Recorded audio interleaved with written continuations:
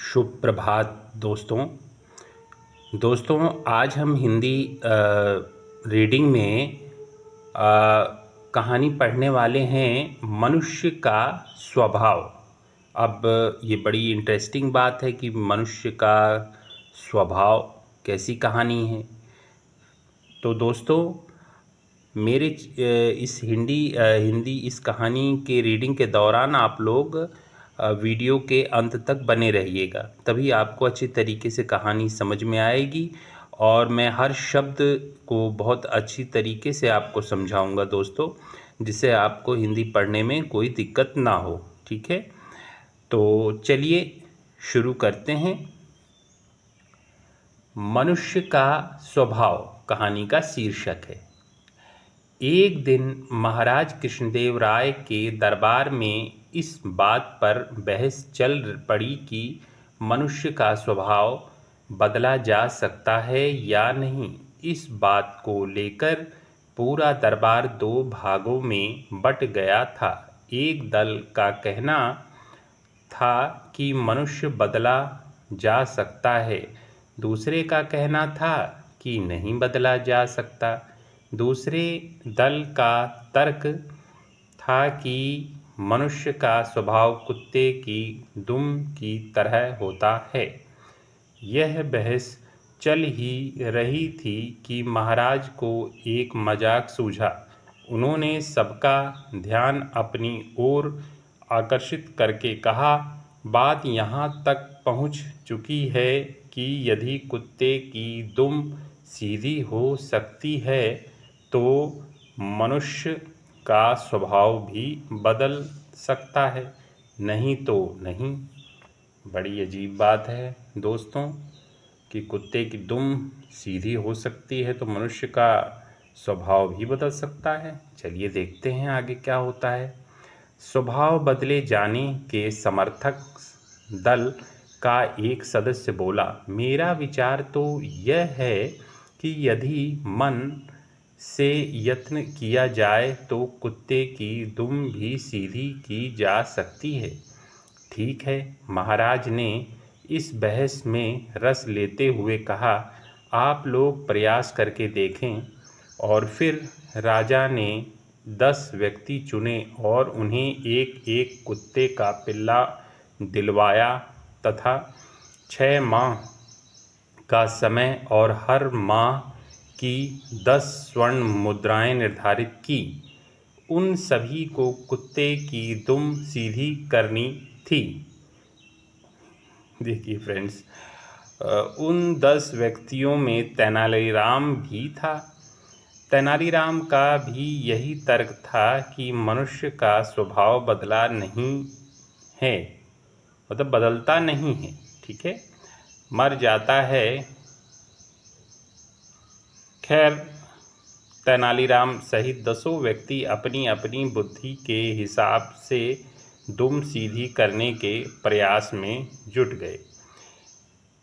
ठीक है फ्रेंड्स, दोस्तों, एक ने कुत्ते को भारी वजन बांध दिया ताकि दुम सीधी हो जाए। दूसरे ने उसकी दुम एक पीतल की नली में डाल दी।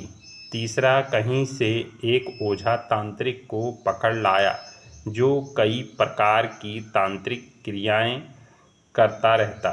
चौथा सुबह शाम दुम की मालिश करता। पांचवें ने एक ब्राह्मण से मंत्र जाप करवाने शुरू कर दिए।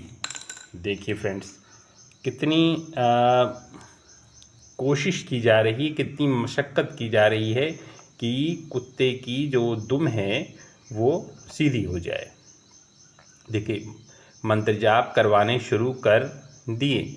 छठे ने कुत्ते की पूंछ को सीधी कर उस पर बांस की खपच्चियाँ बांध दी। सातवें ने तो शल्य चिकित्सा करवा दी। आठवां नित्य कुत्ते के सामने बैठकर विनती करता कि भाई दुम सीधी रख, दुम सीधी रख, जायका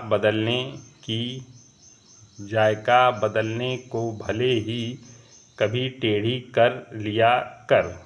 देखिए दोस्तों, कहानी है। चलिए आगे। मगर सीधी रख। देखिए बड़ी इंटरेस्टिंग स्टोरी है। नौवां कुत्ते को खूब घी दूध और मिष्ठान खिलाता कि शायद अधिक शक्तिशाली होकर सीधी हो जाए।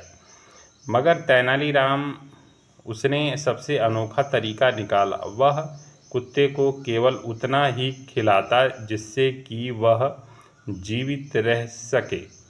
भूखा रहकर वह पिल्ला अधमरा हो जाता, उसके अंग निर्जीव होने लगे।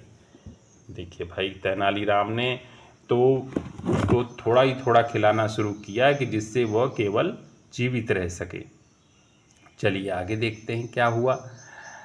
6 माह किस प्रकार व्यतीत हो गए, किसी को पता ही ना चला। अब पिल्लों को दरबार में पेश करने का दिन आया।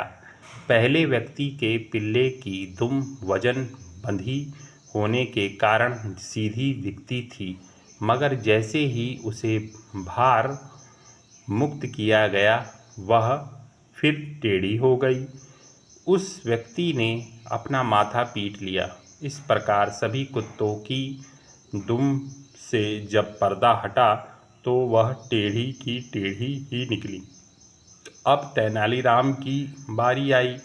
उन्होंने कपड़े में से निकलकर अपना मरियल सा पिल्ला महाराज के सामने खड़ा कर दिया।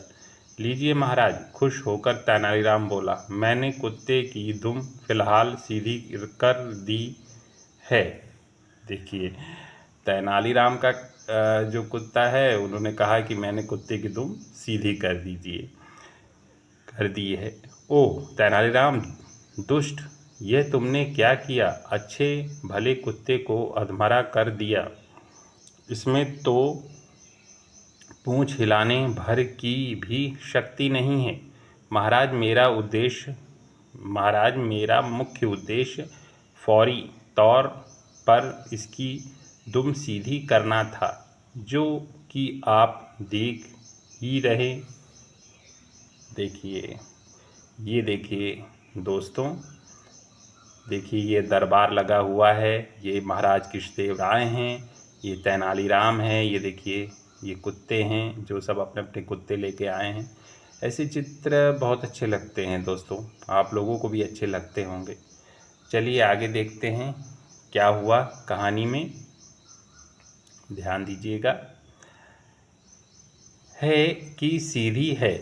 यदि मैं इसे खिलाता पिलाता और इसे किसी प्रकार का अभाव महसूस ना होने देता तो, देखिए, किसी प्रकार का अभाव मतलब किसी प्रकार की कमी ना होने देता तो, ये तेनालीराम का कहना है कि आगे क्या होता है। चलिए देखते हैं तेनालीराम ने आगे क्या कहा। बहुत ही इंटरेस्टिंग स्टोरी है दोस्तों, ध्यान दीजिएगा। इसकी पूँछ हरगिज सीधी ना होती।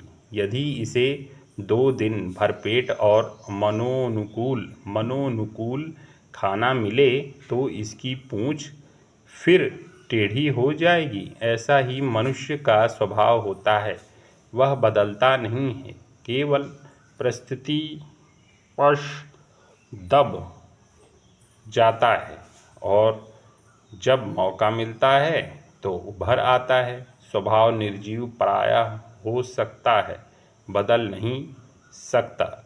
तेनालीराम की बातें सुनकर सभी दरबारी उनके समर्थन में सिर हिलाने लगे। महाराज की आंखों में भी उसके प्रति प्रशंसा के भाव थे।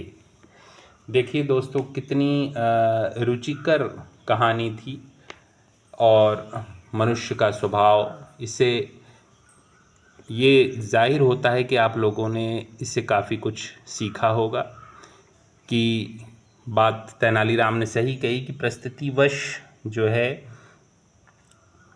मनुष्य की जो इच्छाएं हैं दब जाती हैं, लेकिन मौका मिलने पर वो फिर उभर आती हैं, ऐसा है। लेकिन दोस्तों ये भी है कि अगर हम किसी चीज़ की आदत डाल लें, आदत क्योंकि एक हैबिट भी बहुत बड़ी चीज़ होती है। आदत अगर हमारी जैसी पड़ती जाएगी हम वैसे ही बनते जाएंगे। अगर हम लोग पढ़ने की आदत डालें तो हम एक एक हफ्ता ख़राब लगेगा, एक महीना ख़राब लगेगा, लेकिन धीरे धीरे धीरे हमें उसमें अच्छा लगने लगेगा। तभी तो बड़े बड़े एग्ज़ाम बहुत से बच्चे हैं क्लियर कर लेते हैं, क्योंकि उनका पढ़ने से एक लगाव हो जाता है। कहने का मतलब है कि एक आदत सी बन जाती है वो काम करने की। ठीक है, तो दोस्तों, आपको कोई शब्द ना समझ में आया हो तो कमेंट बॉक्स में कमेंट करिएगा, मैं उसका पूरा समाधान करने का प्रयास करूँगा। और आपको ये कहानी कैसी लगी कमेंट बॉक्स में कमेंट करके ज़रूर बताइएगा। आपका दिन शुभ हो। धन्यवाद।